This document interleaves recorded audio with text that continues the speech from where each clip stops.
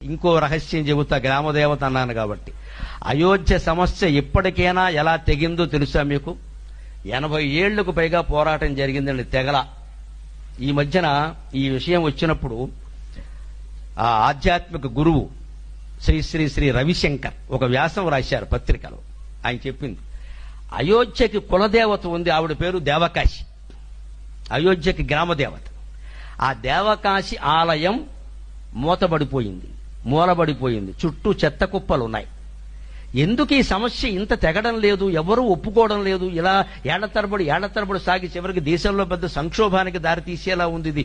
ఎందుకు మనుషుల మనస్సులు స్పష్టంగా అక్కడ ఆధారాలన్నీ కనపడుతున్నా సరే అవతల వాళ్ళు ఎందుకు ఒప్పుకోవడం లేదు, ఇంకా ఏమిటిది అని, ఎందుకు ఇంత క్షోభ కలుగుతోందని పరిశోధన చేస్తే అయోధ్యకి సంబంధించిన గ్రామదేవతాలయం మూలన పడి ఉంది.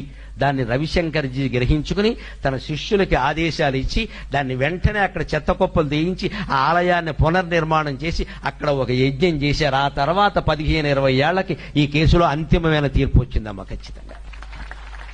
అంచేతని ఇక్కడ కోనసీమ ప్రజానీకం, తూర్పుగోదావరి ప్రజానీకం చాలా మంది నాకు ఆత్మీయులు ఉన్నారు కాబట్టి చెబుతున్నా, గ్రామదేవతల ఆరాధనని అశ్రద్ధ చెయ్యకండి దయచేసి. గ్రామదేవతల ఉత్సవాల్లో అన్ని వర్ణాల వాళ్ళు పాల్గొని ఆవిడ ముత్యాలమ్మ కావచ్చు, పోలేరమ్మ కావచ్చు, ఎవరైనా కావచ్చు, ఆవిడే పరబ్రహ్మస్వరూపం అని ఆరాధన చేయండి. ఖచ్చితంగా మీ కుటుంబాలన్నీ బాగుంటాయి.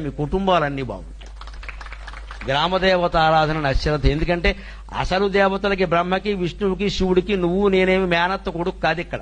కానీ గ్రామదేవతకి గ్రామం అంతా పిల్లలు, సొంత పిల్లల కింద లెక్క. ఆవిడ కాపాడు తీరుతుంది, బంధుత్వం ఉంది అక్కడ. ఆ గ్రామానికి ఆవిడ దేవత, మళ్ళీ పక్క గ్రామానికి కాదు. మనకి పోలేరమ్మ అంటే పక్కింటికి సత్యమ్మ కావచ్చు, వాళ్ళు ఆవిడని కొలుచుకుంటారు. బంధుత్వం ఉంది అక్కడ. మన పితృదేవతలు మనని కాపాడినట్టే గ్రామదేవతలు మనని కాపాడతారు. హిందూ సంస్కృతిలో గ్రామదేవత ఆరాధన చాలా ముఖ్యం. ఏటా ఉత్సవాలు ఏం మానకూడదు. అప్పుడు హింస మాత్రం పనికిరాదు, జంతు హింస చేయకూడదు. అందరూ అమ్మవారికి సంతానమే, కానీ మామూలుగా చేసే విధానంగా హాయిగా చేసుకోవాలి. ఆ గ్రామదేవత కూడా పురుషోత్తముడితో సమానమే, మీరేమి సందేహించాల్సిన అవసరం లేదు. పరబ్రహ్మ